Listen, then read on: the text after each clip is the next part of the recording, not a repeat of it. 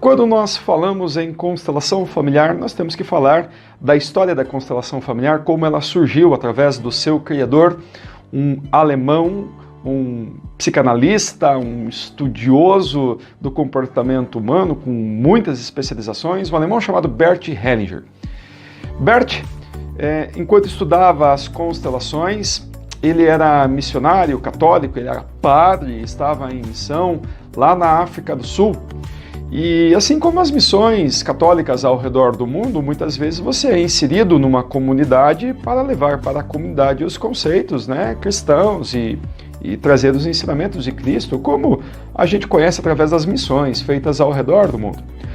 Mas Bert era uma pessoa tão avançada para o seu tempo que ele acreditava que muitas culturas que ele estava inserido, como por exemplo as culturas da tribo Zulu, foi com quem ele permaneceu um grande tempo, eram culturas que não necessariamente precisava trazer uma cultura externa, um conhecimento externo e romper com aquilo que já tinha de patrimônio cultural, que era a forma como eles agiam diante das coisas na vida.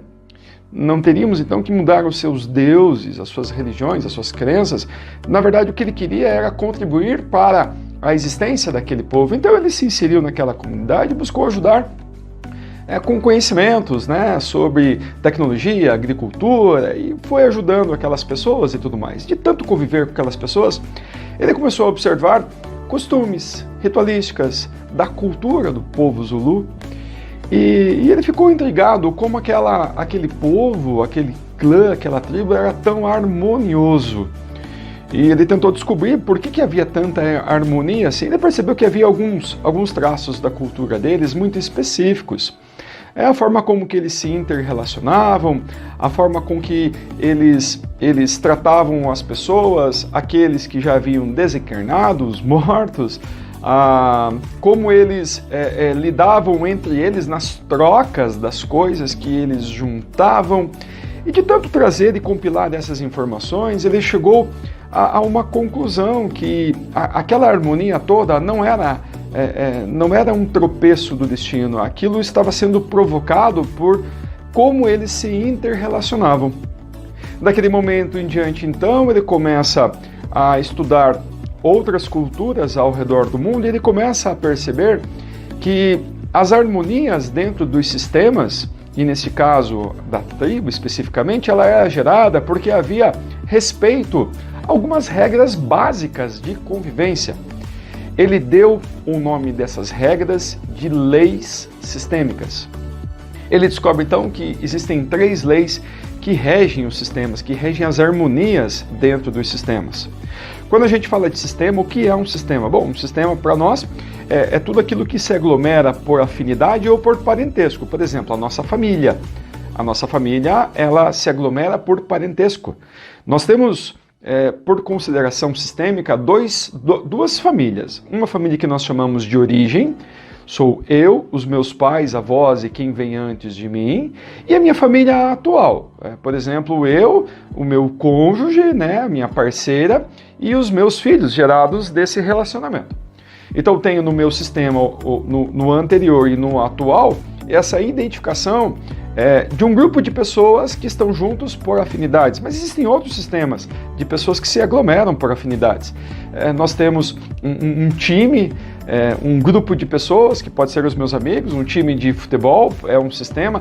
A nossa empresa, o nosso trabalho, o grupo de pessoas que se aglomeram por afinidade para fazer algo junto, é um sistema. Então, grupos familiares unidos, então são clãs, são tribos, são bairros, são cidades, estados, países. A aglomeração dessas pessoas, por afinidade ou por parentesco, gera o que nós chamamos de sistema. O menor sistema que nós conhecemos é um átomo. O maior sistema que nós temos visualização é a nossa própria galáxia, a aglomeração de objetos parecidos por afinidade ou por parentesco. Então, quando ele descobre que existem 3 leis que regem os sistemas, ele consegue dar para nós o entendimento que, se eu observar esses 3 comportamentos nas trocas, nos interrelacionamentos entre os indivíduos dentro desse sistema, o sistema vai adiante. E ir adiante na vida, sistemicamente falando, é ter prosperidade, ou seja, crescer cada vez mais, ir adiante, tocar a vida em frente, reproduzir, crescer, ser abundante, ter felicidade, ou seja, se sentir pleno, se sentir realizado, se sentir dentro de um caminho certo, se sentir em paz consigo mesmo e ter saúde, que é a situação de nós, enquanto seres humanos, estarmos contemplados com a vida que nós temos, habitada pela nossa casca material, nosso corpo, né, dentro dessa matéria que nós vivemos, mas com plenitude também, que é a própria saúde que nós temos e que nós seguimos adiante em nossa vida. E ele descobre então que os benefícios de seguirmos as 3 leis sistêmicas é justamente ter felicidade, prosperidade e saúde. E o que ele descobre? Que dentro das 3 leis sistêmicas, elas precisam ser observadas e elas são irrefutáveis, ou seja, são inegáveis. São como as leis da física, não tem como negar.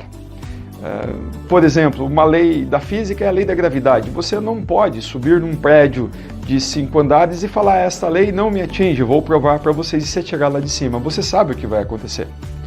E você não precisa entender o que essa lei diz, como que ela funciona, por que ela assim. Você simplesmente sabe que ela atua na sua vida, que ela existe, e você aprende a lidar com ela.